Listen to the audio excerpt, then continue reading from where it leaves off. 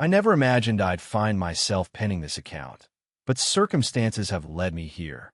For the past 5 years, I've resided in the tranquil enclave of Maplewood Meadows, a suburban haven characterized by its pristine lawns, congenial neighbors, and a community pool that remains impeccably maintained. However, this idyllic setting harbors a singular blemish: our Homeowners Association, HOA. More precisely, the formidable presence of our HOA president, Linda Ferguson. Linda took up residence in the neighborhood 3 years ago and swiftly campaigned for a position on the HOA board. Within half a year, she adeptly ascended to the presidency. That marked the onset of our collective challenges. Previously reasonable HOA regulations morphed into Linda's personal manifesto. The palette for approved mailbox colors dwindled from 6 to a mere 2, unsurprisingly mirroring the hue of her own mailbox. Holiday decorations required submission for approval a fortnight in advance, and her Sunday morning grass height inspections became the stuff of local legend. For a time, I managed to remain beneath Linda's scrutiny. As a firefighter, my profession often keeps me away during her routine neighborhood patrols. My lawn service ensured my yard met her exacting standards, and I meticulously ensured my home's exterior, from paint to mailbox to welcome mat, adhere to her stringent guidelines. I believed I was in the clear. I was mistaken. The situation took a turn last month when I augmented my home's fire safety measures. Given my firsthand exposure to the perils of house fires, I invested in a comprehensive system: smoke detectors in every room, carbon monoxide detectors, strategically placed fire extinguishers, and even a fire escape ladder for my second-floor bedroom. Additionally, I installed a small lockbox beside my front door containing a house key for emergency responders, a common practice among firefighters. This lockbox proved to be my undoing. Discreetly mounted and unobtrusive, it escaped the notice of most. But Linda noticed everything. While on a 24-hour shift at the fire station, I received an email from the HOA, a violation notice citing unauthorized exterior modification. The message, bearing Linda's signature, referenced Section 7, Paragraph 12 of our community guidelines. No modifications to the exterior of any residence may be made without prior written approval of the HOA board. I was instructed to remove the lockbox within 48 hours or incur a daily fine of $50. I promptly replied, elucidating the lockbox's purpose as a safety measure pertinent to my profession and requesting retroactive approval. Linda's response was curt: denied. Remove immediately. No rationale, no dialogue, just a flat refusal. Upon returning home the next morning, I discovered a glaring orange violation sticker affixed to my front door, obscuring the peephole. It took considerable effort and half a bottle of adhesive remover to eliminate it without harming the paint. A mature move, Linda.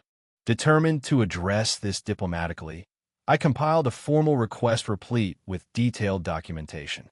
This included an explanation of the lockbox's function, endorsement from the fire department advocating such devices for first responders, and photographs illustrating its discreet placement. I submitted this to the HOA email with a courteous yet firm plea for reconsideration. 3 days later, a certified letter arrived, a physical document requiring my signature. Inside was a single-page response: request denied due to aesthetic concerns and security risks.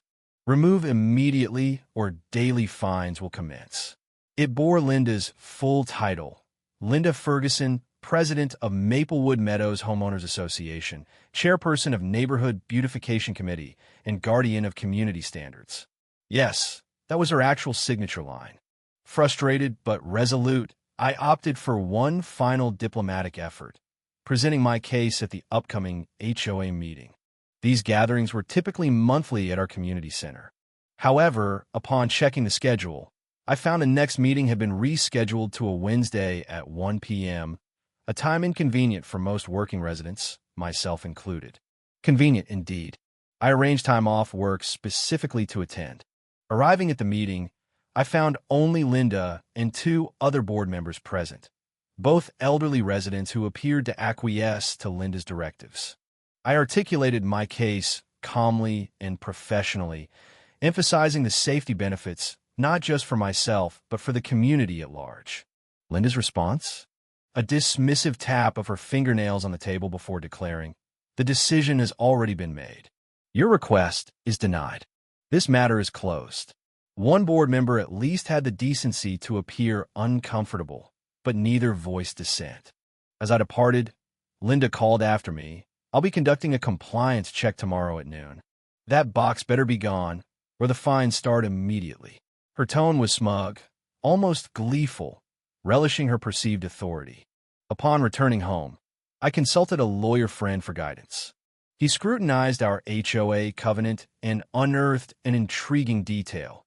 While exterior modifications did require approval, there was a specific exemption for safety and security devices of reasonable size and appearance.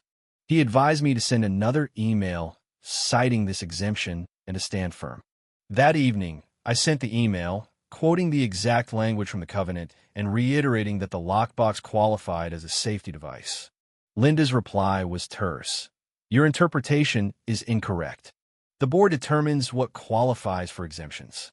Decision final." The following day, I was on shift at the fire station during Linda's compliance check. Returning home the next morning, I immediately noticed something amiss. The lockbox was gone, not merely removed, but forcibly pried off, leaving scratch marks on the siding. Reviewing my doorbell camera footage, I was astounded. The video showed Linda approaching my front door armed with a screwdriver and a small crowbar. She spent nearly 15 minutes removing the lockbox, damaging my siding in the process, before departing with it in hand. She had stolen my property and defaced my home. Anger surged, but I remained methodical, documenting everything: the damage, the missing lockbox, and, crucially, the video evidence. Then I noticed another alarming detail. My front door had been opened. According to my security system, someone had entered my house in my absence. A swift inspection confirmed my fears. Linda hadn't stopped at removing the lockbox. She had used the key inside to gain unauthorized entry. Inside, every fire extinguisher was missing, the fire escape ladder was gone from my bedroom, and several smoke detectors had been removed, leaving exposed wires. This transcended trespassing and theft. It was a blatant endangerment of my safety and life. As a firefighter, I've witnessed too many preventable tragedies. Linda's actions had crossed from petty authoritarianism to genuine peril. I contacted the non-emergency police line to report the situation. An officer arrived to take my statement and review the evidence. After observing the doorbell footage and the interior damage, he appeared visibly concerned. "This isn't a civil HOA dispute anymore," he explained. "Breaking and entering, theft, property damage, and potentially reckless endangerment. These are criminal matters." The officer documented my formal statement and collected copies of all evidence, including security footage and photographs of the damage. He also cataloged the missing items, totaling well over $1,000 in value. 2 hours later, I received a call from the police station. They had confronted Linda at her home and recovered all my safety equipment in her garage. When questioned, she claimed she was enforcing HOA regulations and had merely confiscated prohibited items. The officer informed me that this defense wouldn't hold water. Linda was being formally charged with breaking and entering, theft, property damage, and, most seriously, reckless endangerment. That last charge carried significant weight because she had knowingly removed essential fire safety equipment from an occupied home, potentially placing lives in danger. As the officer put it, it's no different than cutting someone's brake lines. You're intentionally disabling safety features that protect lives. The next few days were a whirlwind. A neighbor who worked at the courthouse discreetly updated me. Linda had been arrested, booked, and was now awaiting trial. Her attorney had tried to argue that, as HOA president, she had broad discretionary power to enforce compliance with community guidelines. But the judge reportedly cut that argument short. HOA rules do not supersede criminal law, the judge stated bluntly. You don't get to break into someone's home and remove fire equipment because of a mailbox-sized box. Linda was released on bail, but with strict conditions. She was ordered to stay at least 100 feet away from my property, and she was temporarily suspended from her role on the HOA board pending further review. Then something unexpected happened. The HOA vice president, perhaps sensing the unraveling of their little regime, called an emergency community meeting. This time, it wasn't scheduled for a sneaky Wednesday afternoon. It was held on a Thursday evening, and the community center was overflowing. Word had gotten out about what had happened to me, and apparently, I wasn't the only one with stories to tell. One by one, my neighbors stood up to speak. A young mother described how Linda had confiscated her daughter's pink bicycle, claiming it was unsightly when left on the front porch. An elderly couple told how Linda had ripped out their rose garden because it wasn't from the approved nursery. Another man, near tears, recounted how Linda had thrown away a small memorial bench he'd installed in his backyard for his late dog because it wasn't part of the authorized outdoor furniture set. By the end of the meeting, the sentiment was unanimous. The board voted to permanently remove Linda from her position, suspend all of her enforcement policies, and begin a full review of every HOA guideline she had implemented during her term. They also issued a formal apology to me and agreed to cover the cost of repairs to my home, including the siding and the replacement of the stolen safety equipment. But for Linda, the consequences were just beginning.